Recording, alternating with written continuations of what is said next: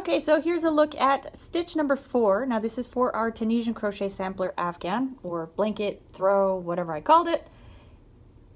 And this stitch is made up of multiples of 3 plus 1, and it is a 2-row repeat. So let's get started.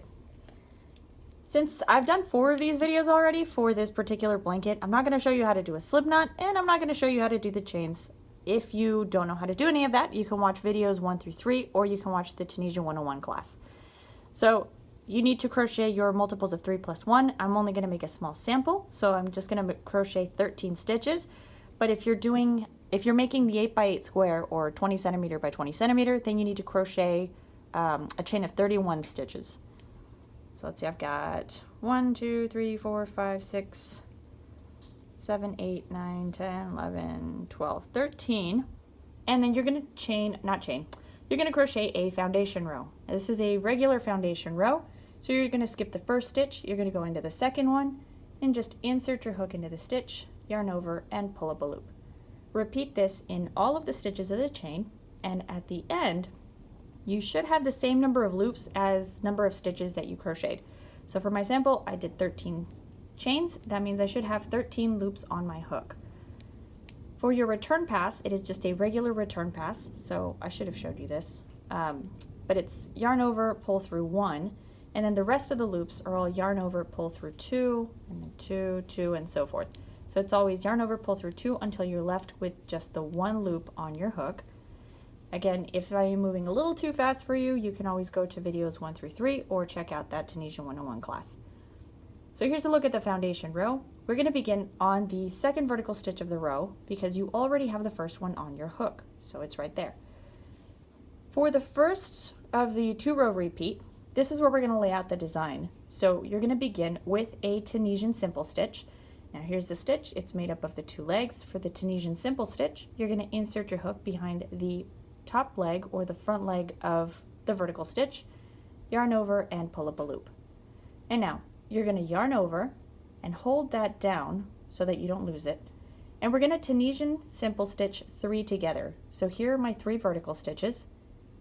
We're going to stitch these 3 together, so you're going to insert your hook behind the top leg of the first stitch, the second, and the third. So it'll look like this. Yarn over and pull up 1 loop.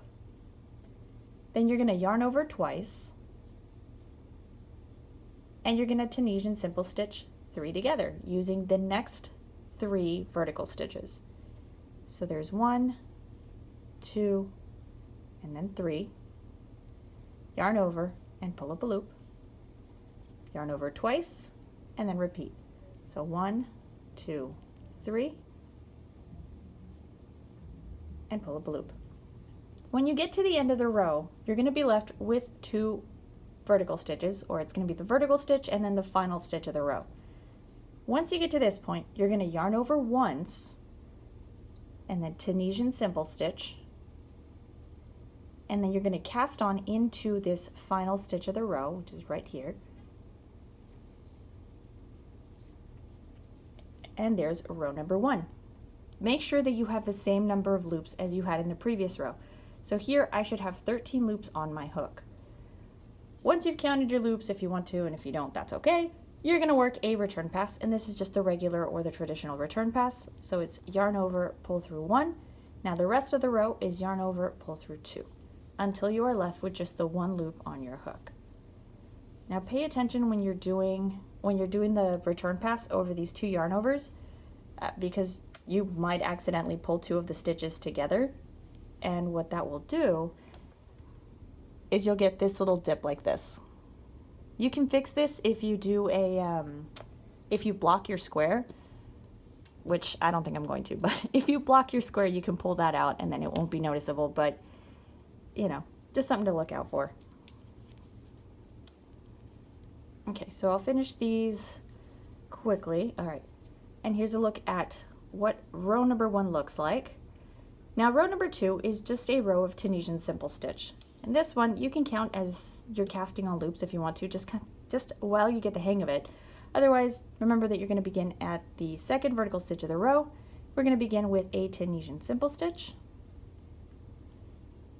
And then you're going to go to this section of 3 stitches. So I'll back up a little so you can see it.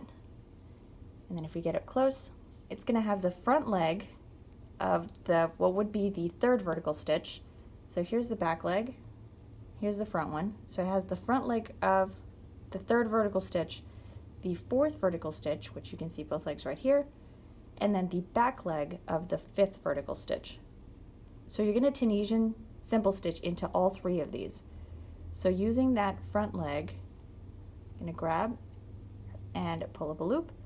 Then here's that full vertical stitch. You're going to Tunisian simple stitch into that one. And then using the back leg of the fifth vertical stitch, you're going to Tunisian simple stitch. And then you repeat in the next group of three.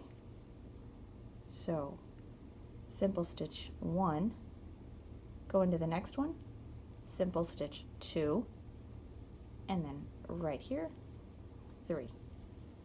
And then here's the next group of 3. So you've got 1, 2, 3. You're going to skip the front leg of that vertical stitch that we just cast on. So here it is. You're going to go to the last vertical stitch of the row, which is this one, and then here's the final stitch. These are the last two that you're going to cast on. So Tunisian simple stitch into that last vertical stitch, and then cast on in the final stitch of the row. Again, when you finish, you should have that same number of loops. So I have 13 loops here. If you're doing the square, you should have 31 loops. And then you just complete a regular return pass. And then you're just going to repeat row 1 and 2 until you have a total of 19 rows. For the row count, your foundation row and your bind off don't count. So you begin counting as of row 1. So the foundation row is just on its own. Begin it counting at row 1, make 19 rows, and then we'll do a bind off, which if you want a row count, that's going to be row number 20, but we'll get to that.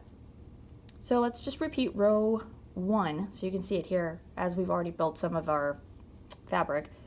So we're going to go into that second vertical stitch and you're going to Tunisian simple stitch. And then using these next 3 vertical stitches, we're going to Tunisian simple stitch 3 together. So we're going to yarn over first and then Tunisian simple stitch 1, 2, 3. Yarn over twice, and then Tunisian simple stitch 3 together. So there's 1, 2, 3.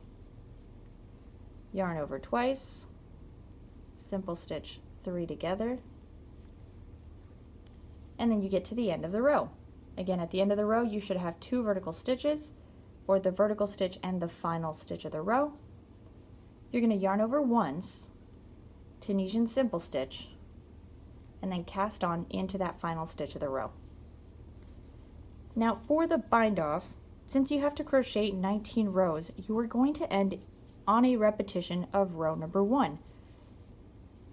So then your bind off row is going to be kind of similar to a row 2 repeat, but let's pretend we've got all, 18 rows. This was row number 19 that we just finished.